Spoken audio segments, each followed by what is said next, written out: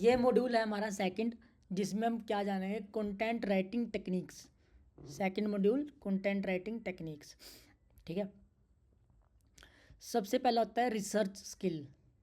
जब भी हम किसी भी पर्टिकुलर कीवर्ड के ऊपर या किसी टॉपिक के ऊपर कंटेंट राइटिंग करते हैं, ठीक है, उसके बारे में हमें ऑलरेडी पहले जानना पड़ता है कि औरों ने क्या लिखा हुआ है।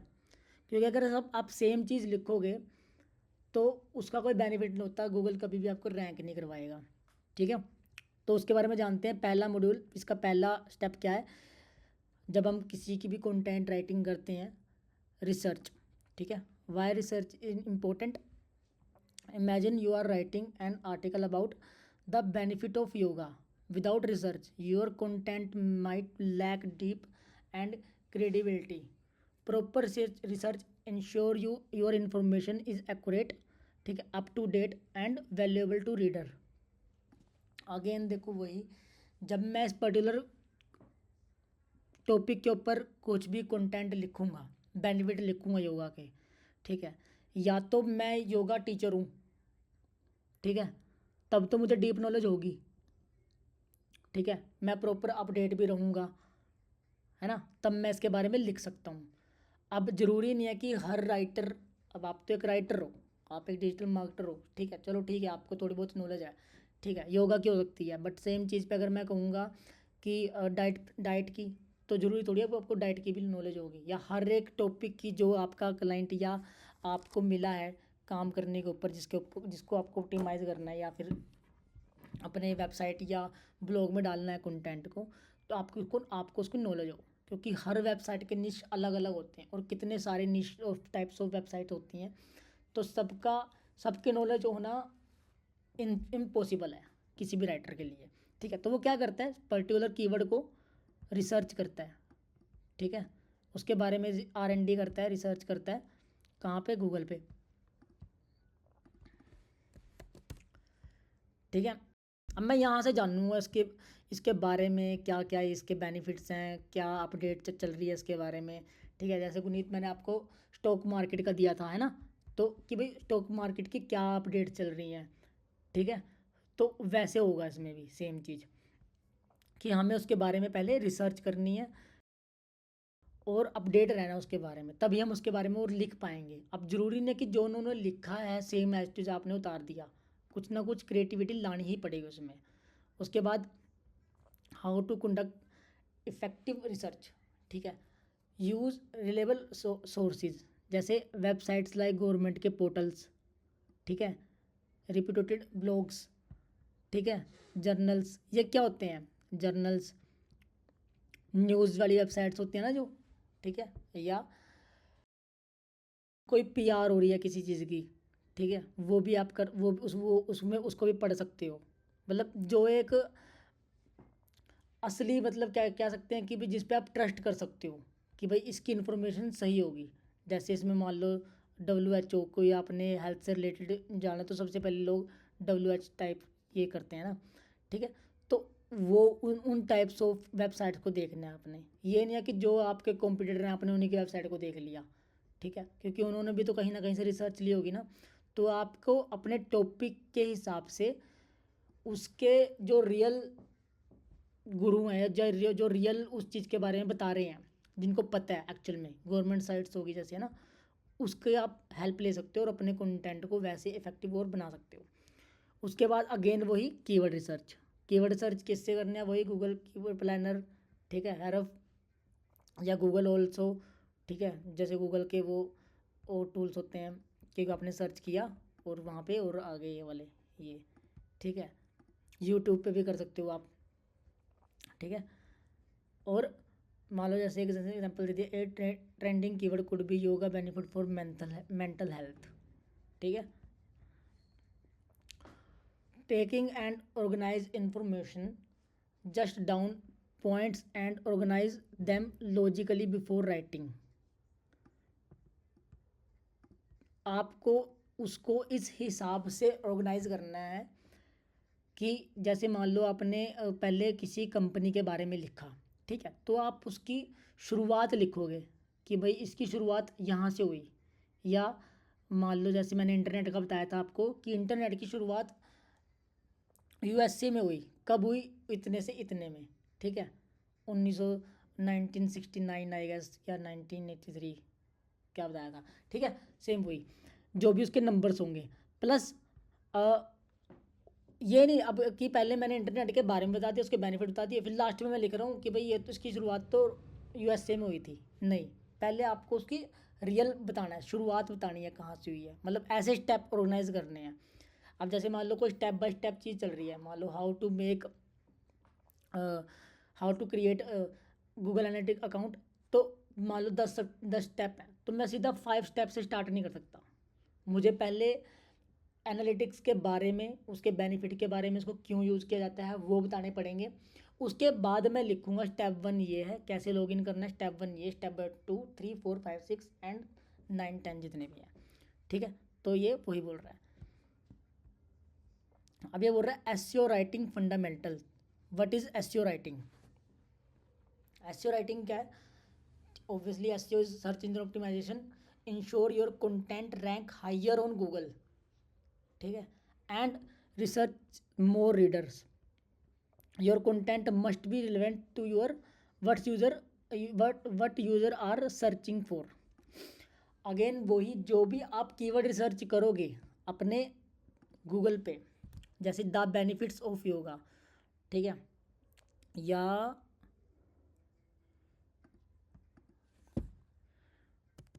Diet plan for weight loss,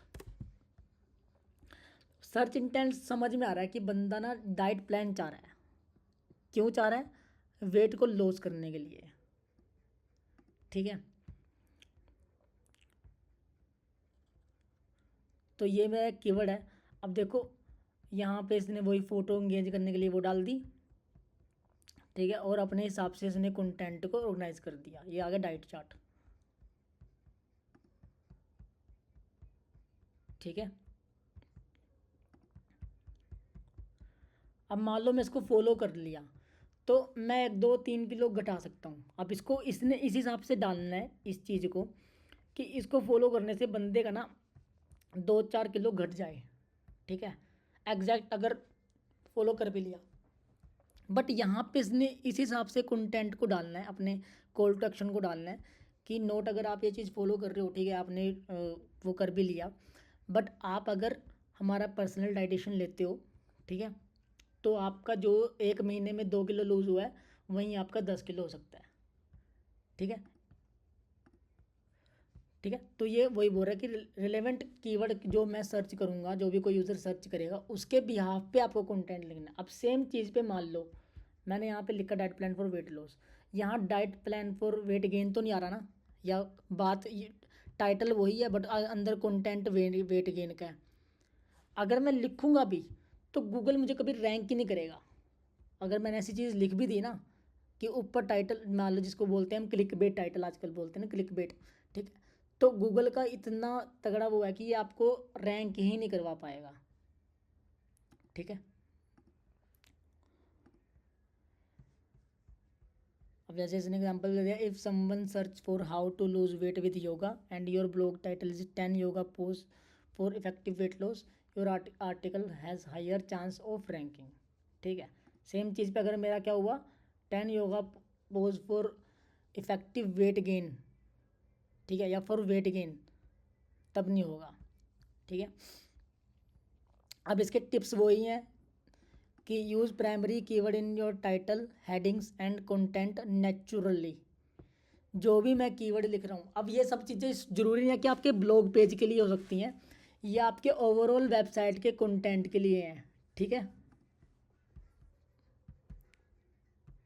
जो मेरी ये पूरी वेबसाइट, अगर मान लो मैंने होम पेज के लिए आपको बोल दिया, तो जो मैं आपको बता रहा हूँ सिखा रहा हूँ वो पूरी ओवरऑल ज़रूरी नहीं कि ब्लॉग के लिए रहेंगी, सबके लिए रहेंगी, वो इस पेज के लिए भी रह सकती हैं, सर्विस पेज के लिए भी रह सकती हैं, ठीक है, सबके लिए रहेगी,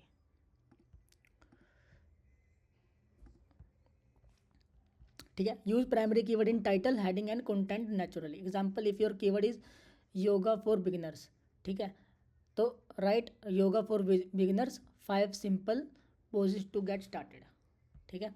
ऐड रिलेवेंट कीवर्ड या LSI कीवर्ड कहाँ पे करने हैं? आपने अपने ब्लॉग में ऐड करने हैं, उस पर्टिकुलर पेज में ऐड करने हैं। मेटा डिस्क्रिप्शन में आपको अपने पूरे ब्लॉग की समरी डालनी है कि आपका ब्लॉग, आपका कंटेंट किसके बारे में है, या आपका पर्टिकुलर पेज किस चीज़ के बारे में है, उसकी समरी ओवरऑल ब्लॉग की। ठीक है, इंक्लूडिंग योर कीवर्ड। ठीक है, थर्ड स्टेप क्या है? Writing headlines and subheadings. अभी कह रहा कि वाई हेडलाइंस इंपॉर्टेंट। मान लो think headlines are cover of your article, they decide whether reader will click और स्क्रॉल पास्ट। क्या मतलब है? मैंने कोई कीवर्ड सर्च किया, ऑब्वियसली यहाँ पे लिखा diet plan for weight loss, ये सर्च किया मैंने।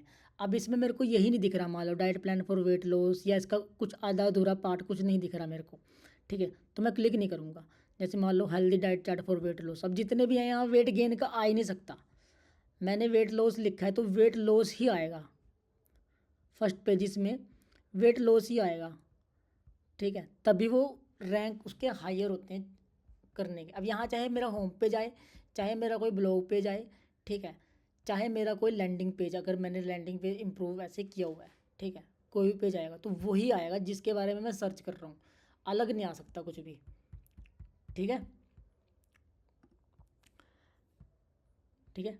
Headlines should grab attention and make the topic clear. जो भी मेरा टाइटल होगा, इसको टाइटल कह सकते हो आप, हेडलाइन कह सकते हो, जो मेरा ये टाइटल होगा वो क्लियर होना चाहिए, और जो मेरी क्वेरीज है उसके साथ, मतलब मेरे को इस टाइटल को पढ़ के ये मेरे माइंड में आ जाना चाहिए कि हाँ ये पर्टिकुलर ब्लॉग या पर्टिकुलर पेज या पर्टिकुलर वेबसाइट इस चीज़ के बारे में है, या मुझे यहाँ से ये चीज़ की इन्फॉर्मेशन मिलेगी। ठीक है, टिप्स दे दी। Writing great headline, be specify 5 yoga poses to reduce stress is better than yoga tips. मान लो आपका सिर्फ योगा टिप है और एक है 5 yoga poses to reduce stress. ठीक है, दोनों में से किस में क्लिक करोगे आप? पहले वाले पे। ठीक है, और अगर आपने इसमें ऐड नंबर कर दिया जो पावर वर्ड होते हैं, जैसे मान लो प्रूवन, ठीक है, 10 proven benefits of morning yoga, तो इसमें ये नंबर और ये प्रूवन एक पावर वर्ड हो गया। ठीक है, जो हमने अपनी हेडिंग्स या टाइटल, अब ये आपकी सब हेडिंग्स के लिए भी यूज़ हो सकते हैं। ठीक है, ये आपके FAQ के क्वेश्चंस के लिए यूज़ हो सकते हैं, ये आपके मेटा टाइटल के लिए यूज़ हो सकते हैं, SEO टाइटल। ठीक है, ये आपके मेन H1 हेडिंग्स के लिए यूज़ हो सकता है। इस पर्टिकुलर वेबसाइट में ये यहाँ के लिए भी यूज़ हो सकता है। ठीक है, यहाँ भी आप यूज़ कर सकते हो मेन हेडिंग्स वेबसाइट्स की मेन हेडिंग्स, तो ये यहाँ भी यूज़ कर सकते हो आप। ठीक है, और सब हेडिंग्स में वही benefit of yoga beginner, how to start your yoga journey, ये आप इस टाइप्स की आप सब हेडिंग्स भी लिख सकते हो। ठीक है, अब ये भी एक मोस्ट इम्पोर्टेंट चीज़ है, कंटेंट स्ट्रक्चरिंग करना। ठीक है, जैसे मान लो कंटेंट स्ट्रक्चर में हमारा अगेन वही आ जाता है कि हमने कैसे स्ट्रक्चर करना है अपने कंटेंट को। ठीक है, सो डैट जो यूज़र है उसकी एंगेजमेंट बढ़े पढ़ने में कंटेंट। इसमें कोई होगा,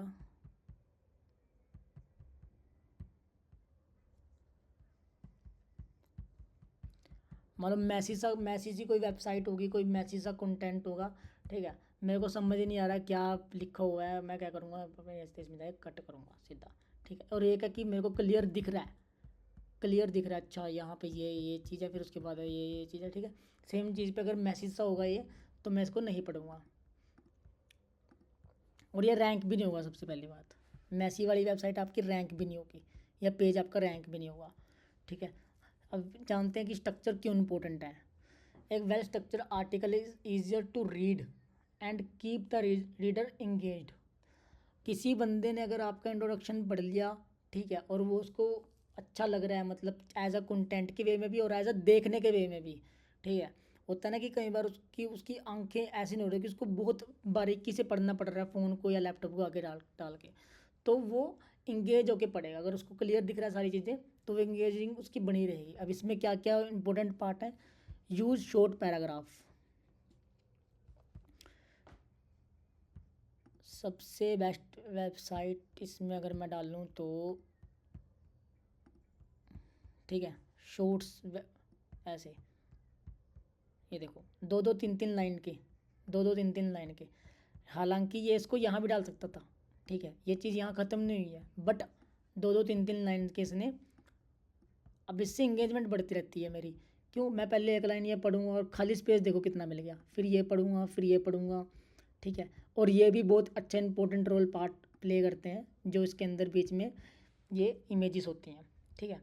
ये देखो 2-3 लाइन का, बहुत कम जगह है, किसको पता था कि हाँ मुझे फ़ोटो डालनी है अपनी, तो यहाँ इसने डाल दिया, कहीं कहीं डाल दिया, बट मैक्सिमम जगह पे इसके 2-2 3-3 लाइन्स के, ठीक है। तो ये एक इंगेजिंग बढ़ाने के लिए है। यूज़र के साथ break content into section with subheadings. So subheading क्यों ज़रूरी है, ठीक है, वो इसीलिए ज़रूरी है कि आपका जो कंटेंट है वो बीच में सब हेडिंग में, देखो एक तो बेनिफिट ये है हमें कि कीवर्ड हम डाल सकते हैं, ठीक है, जो हमारे अदर कीवर्ड होते हैं या LSA कीवर्ड हमने यूज़ कर रहे हैं, प्लस उसको ब्रेक कर दे आपके कंटेंट को, ताकि वो और इंगेजिंग लगे।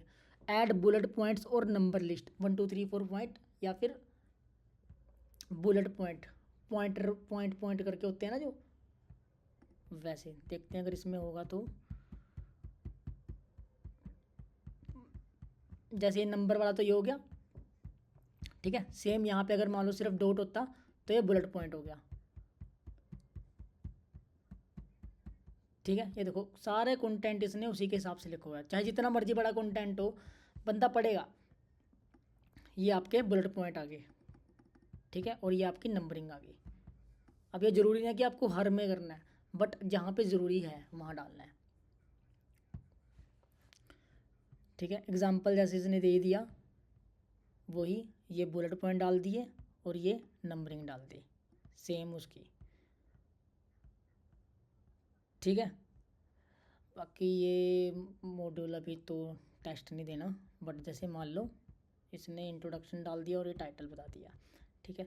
तो सेकंड मॉड्यूल हमारा यहाँ पे ख़त्म होता है, ठीक है। तो कोई डाउट इसमें?